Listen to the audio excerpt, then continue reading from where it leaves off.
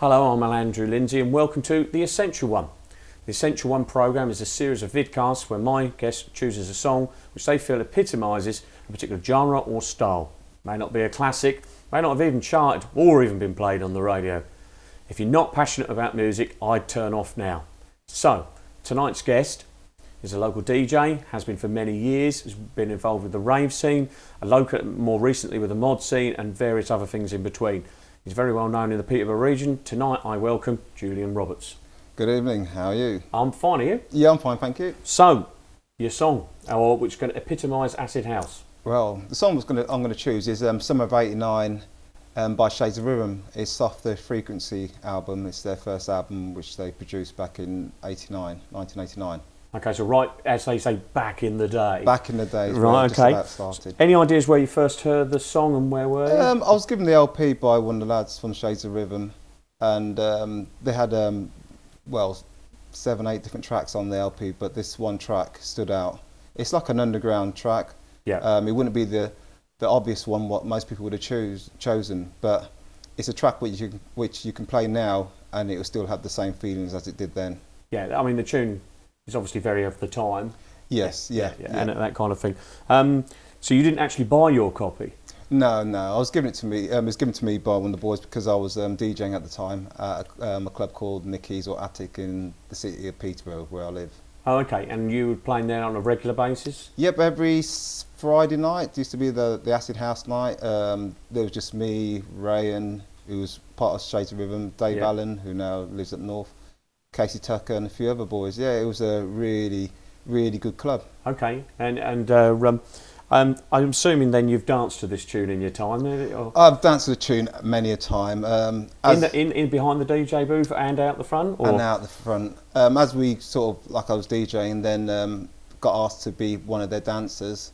Oh, so wow. a couple of us, my brother as well, Dave Brown, we became Shades of Rhythm dancers. Okay. So we went on tour with them and danced with them. You on top of the pops?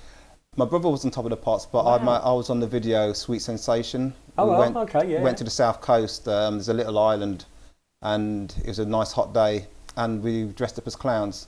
You can still find it on YouTube. So can you see your face? Would you know it was you? Or? You can do, yeah. A few people have spotted it at work, and they've questioned it. Is that Julian? Is that Julian? And it is, yeah. Half my face. We're going to have to obviously have to find that later on then. And why has the song become so significant? I mean, it's as a genre. I think it's.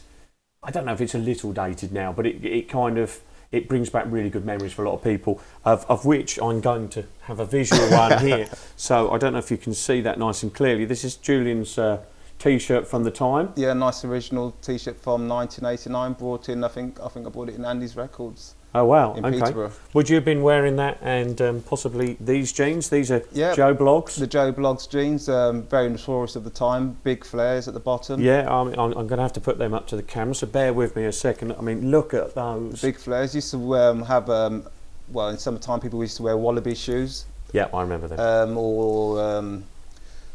Jesus, trying to think of another set. Timberlands. Yeah, Timberlands were big boots because they lasted ages, and good to dance in. That's it, and you had you could get a good shuffle up. Yeah, that's kind of cool. We're going to play a bit of the song now. It's on the.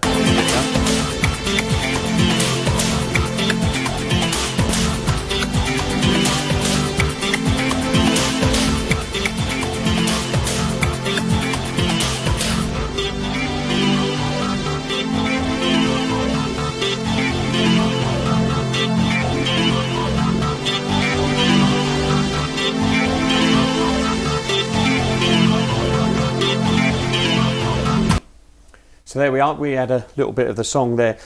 I mean, I think it must be about 8 minutes long. I was just looking at the track there, and it's quite a long. A lot of those tracks were quite long. They weren't. Yeah, it's barely 3-minute pop songs, really. No, because there's they had a progression and they built up. It's just to go with the sort of the mood of the night or the clubs. Yeah. You know, you just fall into the record, and the record would take on a journey. Yeah. And then DJ would mix in the next record, and then it's another journey. Yeah. So it's just the way it was, but it's just brilliant. You can never. I think that's where it's different. I mean, a lot of people said it wasn't acid house like punk, and I sort of think no, it wasn't. It was it was great and fun. Yeah. Like punk, but it was kind of the music was completely different. I think the energy. Yeah. Yeah. I mean, look. Yeah. Yeah. The energy was good. Was it like punk? Yeah. I think It's quite similar. It was like a scene. Yeah. You know, it came out of nothing, and then we were sort of like the chosen few who heard about it. My brother went to a club in London, and he said about the acid house and new raves, and then we all sort of got to hear about it. So we used to jump in the cars, go down around the M25, tune into Centre Force Radio. Yeah, pick I it had a up, lot of mates who did that. Yeah. ring in, and then we find the warehouse, and we was in there all night.